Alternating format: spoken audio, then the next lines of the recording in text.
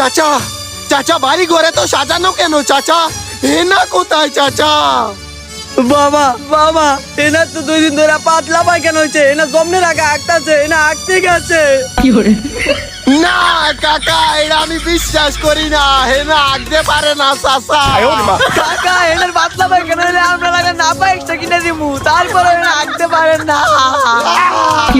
তাইলে বাবা 2 বস্তা লাভা ট্যাবলেট কিনে দিয়ে যাও, আর না এনার আগা থামবে না।